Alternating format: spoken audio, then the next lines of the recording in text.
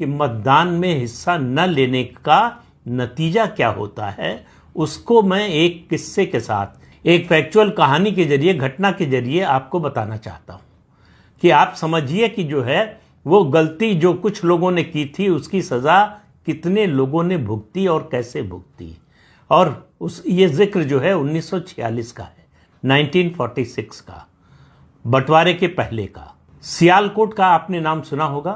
पाकिस्तान का जो पंजाब है, उस पंजाब प्रांत है, उसका एक जिला है सियालकोट। लाहौर से उसकी दूरी है 135 किलोमीटर और जम्मू से सिर्फ 42 किलोमीटर। गोपीनाथ बारदोलाई जो असम के बड़े नेता थे, देश के नेता थे, असम के खास तौर से बड़े नेताओं में थे, वो चाहते थे कि सियालकोट जो है वो भारत में रहे। जब भारत पाकिस्तान का बंटवारा हो रहा था, देश का बंटवारा हो रहा था कहना चाहिए, उस समय वो चाहते थे। वो सियालकोट उस समय हिंदू बहुल या हिंदू बहुसंख्यक जनसंख्या वाला इलाका था। फिर भी तय हुआ कि इसका फैसला जनमत संग्रह से होगा। जनमत संग्रह की तारीख तय हो गई, वोट का तरीका तय हो गया और तारीख और जो है समय तय हो गया। जब मतदान शुरू हुआ तो मुसलमान सुबह से उठकर लाइन में लग गए और सबसे पहले वोट देकर आए। लंबी लंबी लाइनें लग गईं और हिंदुओं ने क्या किया, हिंदुओं ने वो आराम से उठे, खाया पिया, आराम किया। उसके बाद दोपहर के करीब पहुंचे और देखा कि बड़ी लंबी लंबी लाइनें लगी हैं, तो आधे लोग तो लंबी लाइनों को देखकर ही घर लौट गए कि बेकार है, इतनी देर तक कौन इंतजार करेगा। फिर कुछ लोग थे जो लाइनों को देखते रहे, इस इंतजार में थोड़ी देर खड़े रहे कि शायद ये लाइन छोटी हो जाए, शायद कम हो जाए, जल्दी वोट देने का मौका आ जाए तो वोट देकर जाएंगे। लेकिन वो भी थोड़ी देर बाद थक गए या कहिए उनको अपने आराम की याद आ गई, वो भी लाइनें छोड़कर जो है या लाइन में शामिल हुए बिना वो घर लौट गए, वोट नहीं दिया। इस जनमत संग्रह का नतीजा ये आया कि 55,000 मतों से ये प्रस्ताव पास हुआ कि सियालकोट को पाकिस्तान में शामिल किया जाए। सियालकोट भारत में शामिल होते होते पाकिस्तान में चला गया। मालूम है क्यों?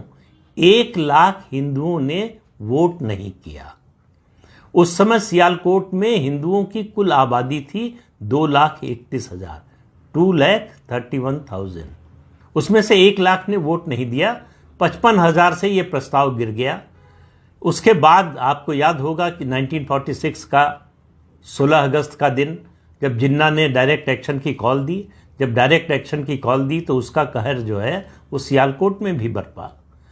हिंदू औरतों की इज्जत लूटी गई, उनकी हत्या की गई, बड़े पैमाने पर कत्लेआम हुआ और जो लोग आराम करने के लिए घर गए थे वो हमेशा के लिए आराम की नींद सुला दिए गए।